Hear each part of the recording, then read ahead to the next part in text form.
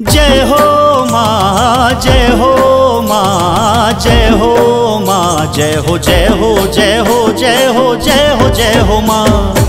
होरे होरे होरे होरे प्रतिदिना दिन मादर बाजे घंटा नाचे मरवा नाचे भैगा नाचे ना। होरे होरे होरे होरे प्रतिदिना दिन मादर बाजे घंटा नाचे मरवा नाचे भैगा नाचे ना।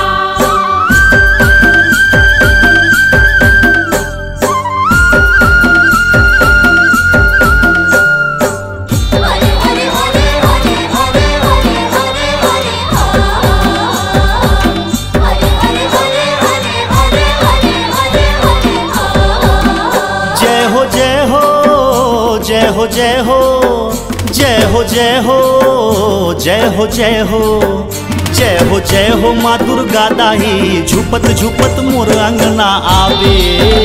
जय हो माँ शेरा वाली सात बहनिया संग माँ लावे। झुपत झुपत मोर अंगना आवे आवे सात बहनिया संग माँ लावे। माँ झुपत झुपत मोर अंगना आवे माँ सात बहनिया संग माँ लावे। जय हो खप्पर वाली लाल लंगरुआ संग माँ लावे। जय हो माँ चंडी माही झुपत झुपत मोर अंगना आवे।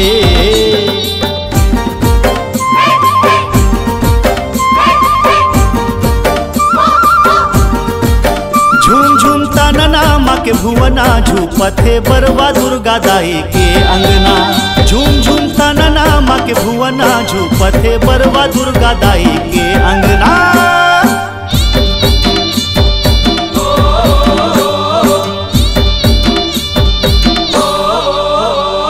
सुमर सुमर के दाई तोर जस लगावो कोरी कोरी नरियर तोर चरण माँ चढ़ावो। माँ काट काट नींबू तोर जिभा माँ चुहावो। सात बात देना तोर डेहरी माँ जलावो। बघवा माँ सवार हो के आजा आजा मोहनी रूप झलक दिखा जा। माँ बघवा माँ सवार हो के आजा माँ मोहनी रूप झलक दिखा जा। जय हो खप्पर वाली 9 दिन मोर घर माँ पहुना आवे। जय हो माँ अष्टभुजी झुपत झुपत मोर अंगना आवे।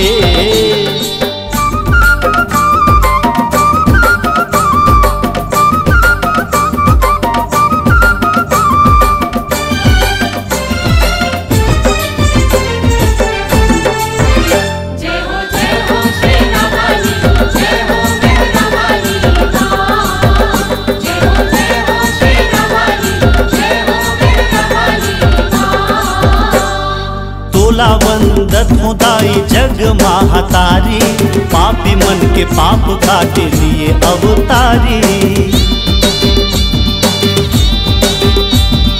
जो भी तोर नाम जपे बिन मांगे फल पावे।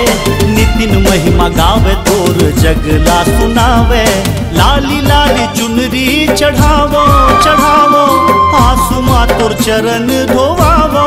माँ लाली लाली चुनरी चढ़ावो माँ आंसू माँ तोर चरण धोवावो। जय हो माँ शक्तिशाली दाई हमला कबू जन भुलावे। जय हो माँ दुर्गा दाई झुपत झुपत मोर अंगना आवे।